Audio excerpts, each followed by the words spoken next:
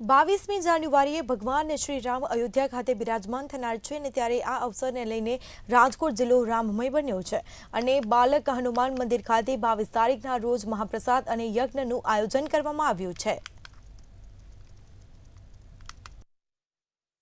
श्री राम जन्मभूमि तीर्थ क्षेत्र में जे प्रकार माहौल है ए ज प्रकार माहौल राजकोट में पण देखाई रह्यो छे। राजकोटना सामाकांठा विस्तार में कही शकाय के खूब ज धामधूम थी उजवणी थवानी छे। सीधा ज आपने दृश्य देखाड़वा मांगीश राजकोटना जे सामाकांठा विस्तारना के ज्यां हाल हवन सहितनी जे विधि छे ते अत्यारे थई रही छे। बालक हनुमानना दृश्य छे ते देखाड़वा मांगीश। बालक हनुमान मंदिर के त्यां पण खूब भव्य उजवणी क्यांक थवानी छे। खास तो ज्यारे अयोध्यामां राम मंदिरनुं ज्यारे प्राण प्रतिष्ठा महोत्सवनी उजवणी थवानी छे त्यारे बालक हनुमान मंदिरमां पण आ ज प्रकारनी जे उजवणी छे ते थवानी छे। स्थानिक लोको पण खूब ज उत्साहित देखाई रह्या छे। समग्र विस्तारनी वात करीए तो समग्र विस्तारमां एक खूब ज धार्मिक माहौल देखाई रह्यो छे। आपणी साथे स्थानिक लोको जोडाणा छे, एमनी साथे वात करशुं। शुं नाम छे तमारुं? कुलदीप प्रजापति। कुलदीपभाई, कई प्रकारनो माहौल छे सामाकांठा विस्तारमां? सामाकांठामां आखा राजकोट करता सौथी वधारेमां वधारे अहींया राजकोटमां पाणीना घोड़े पेडक रोडना राजा बालक हनुमानना मंदिरे माहौल जोरदार छे। एकवार अवश्य तमे अहींया दर्शन करवा पधारवा नम्र विनंती छे। खास बीजा पण आपणी साथे लोको जोडाण छे। शुं नाम छे? अनिलभाई। अनिलभाई, कई प्रकारनो माहौल छे आ विस्तारमां? शृंगार पण खूब सारी रीते थयो छे विस्तारनो। કેટલા વિસ્તારમાં શણગાર કરવામાં આવ્યો છે ફૂલથી, ધ્વજથી? અત્યારે જે રામ મંદિરનો માહોલ ચાલે છે તો અમારા વિસ્તારમાં પાણીના ઘોડા પાસે પેડક રોડ ઉપર જે બાલક હનુમાનજી મહારાજનું મંદિર છે તેને અત્યારે મિની રામ મંદિર કહેવામાં ઓળખાવામાં આવે છે અને ભક્તિમાં તરબતોર થઈ ગયા છે ભક્તો। ખાસ આજુબાજુની સોસાયટીઓમાં કઈ પ્રકારનો માહોલ છે? આજુબાજુની સોસાયટીના 2-3 દિવસથી આ ભક્તો અને બહેનો બધા અહીંયા દર્શન માટે બહુ જ આવે છે અને આજે અહીંયા પ્રાણ પ્રતિષ્ઠા મહોત્સવનું કાર્યક્રમ ચાલુ છે જે 3 દિવસનો પ્રોગ્રામ છે। સોમવારે 22 તારીખે પ્રાણ પ્રતિષ્ઠા થશે રામ મંદિરની સાથોસાથના સમયે। ચોક્કસથી શું નામ છે તમારું? શાંતિભાઈ સખિયા। શાંતિભાઈ, જે અહીં ખૂબ જ મોટી સંખ્યામાં વેપારીઓ પણ ક્યાંક રહેતા હોય છે, વેપારીઓ વેપાર કરે છે, અહીં વેપારીઓમાં કઈ પ્રકારનો માહોલ છે? વેપાર એનો બધાનો સાથ સહકારથી એકદમ બહુ સરસ, બધાનો સાથ સહકારથી બહુ હાઈ ક્લાસ છે। આપ શું કહેશો? શું નામ? પરાગભાઈ। પરાગભાઈ, 22 જાન્યુઆરીના રોજ પ્રાણ પ્રતિષ્ઠા મહોત્સવની ઉજવણી ક્યાંક સમગ્ર ભારતમાં થઈ રહી છે, ત્યારે રાજકોટમાં કઈ પ્રકારની ઉજવણી અત્યારે થઈ રહી છે અને ખાસ તો સ્થાનિક લોકોમાં એટલે કે આ જે સામાકાંઠો વિસ્તાર છે, રણછોડનગર છે, ત્યાં કઈ પ્રકારનો માહોલ? ખાસ કરીને ઉપલાકાંઠા વિસ્તારમાં એટલે પેડક રોડ ઉપર શ્રી બાલક હનુમાનજી મંદિર અમારું ખૂબ પૌરાણિક મંદિર છે, જૂનું મંદિર છે ઉપલાકાંઠા। દાદાનો જીર્ણોદ્વાર થઈ રહ્યો છે। લોકોનો લતાવાસીના સાથ સહકારથી 22 જાન્યુઆરીના જે અમારા દાદાનો પણ અહીંયા પ્રાણ પ્રતિષ્ઠા મહોત્સવ છે તો અમે રાજકોટની જનતાને વિનંતી કરીએ છીએ કે 22 તારીખે સાંજે અહીંયા મહાપ્રસાદનું આયોજન છે।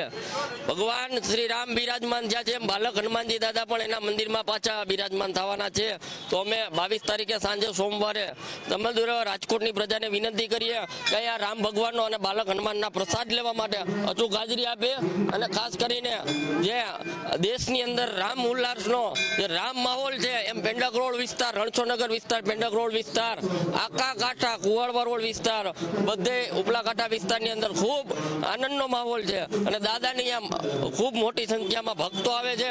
અહીંયા 3 દિવસ યજ્ઞનું આયોજન છે, યજ્ઞમાં પણ આજ મોટી સંખ્યામાં લોકો જોડાણા છે। બાલક હનુમાનની ટીમ પૂરેપૂરી 3 દિવસ ખડે પગે અહીંયા ઉપલા કાંઠા વિસ્તારની અંદર ભગવાન રામને, ભગવાન બાલક હનુમાનજી મહારાજને અહીંયા વધાવવાના છે તો હું ખાસ કરીને રાજકોટની પ્રજાને વિનંતી કરું છું કે સોમવારે 22 તારીખે ખાસ અમારે દાદાને અહીંયા યજ્ઞ છે, બીડું હોમવાનું છે તો હાજરી આપજો અને ખાસ કરીને રાત્રે મહાપ્રસાદનું આયોજન છે તો બધા મહાપ્રસાદ લેવા આવે રાજકોટની જનતા, એવી અમારું એક નમ્ર વિનંતી છે। બાલક હનુમાન દાદા આપને આમંત્રણ આપે છે। ફરીથી આપને પૂછવા માંગીશ, વિસ્તારમાં અત્યારે કઈ પ્રકારનો માહોલ છે? કારણ કે ક્યાંક દિવાળી પણ ઉજવવાની વાત સામે આવી રહી છે, લોકો દિવાળીનો માહોલમાં અત્યારે ક્યાંક દેખાઈ રહ્યા છે, શું કહેશો? વિસ્તારમાં ક્યાંક શૃંગારની સાથે સાથે લાઇટિંગ પણ ખૂબ દેખાઈ રહી છે।